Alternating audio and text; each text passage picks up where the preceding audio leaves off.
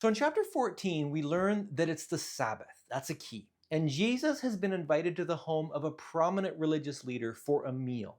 And while eating with those that are gathered, he sees a man who's suffering from an ailment of some sort. And he asks if it might be okay if he were to heal them. Now, Jesus knows what he's asking. Many of the religious believe that healing on the Sabbath is against the Jewish law. And he's provoking this with this question that he asks. No one answers him. And so Jesus gets up and he heals the man.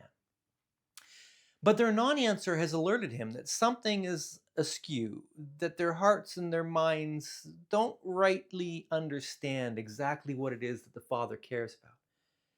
And so he asks another question. It's a softball, a no brainer, if you will. He says, if you have a child or an ox that falls in a well on a Sabbath, won't you immediately pull it out?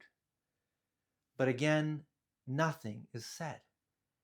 And this time, the silence to Jesus is deafening. This was the place that their Bible reading, their scriptural interpretation, their religion had brought them. That in the face of the most obvious ethical and loving choice, their understanding of the scriptures and what God wanted, in this case regarding how to keep the Sabbath, had somehow made this question of all questions a dilemma.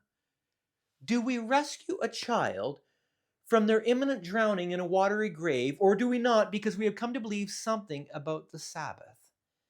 And that belief is that God prioritizes what we do on that day, obviously, over the saving of a child. Now, we should all know, even in our most confused religious days, that the answer to this question is as plain as the nose on our face. Of course, we rescue the child.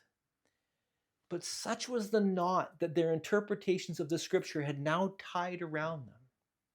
And my friends, when I was thinking about this, you could draw the parallels of this into any number of events that are happening in our world today. When kids are drowning in wells, or starving on the streets, or being blown apart by bombs, it doesn't matter what your religious views on this matter or that are. The first priority is to get them out of the well. The first priority is the well-being and the rescue of those that are in need.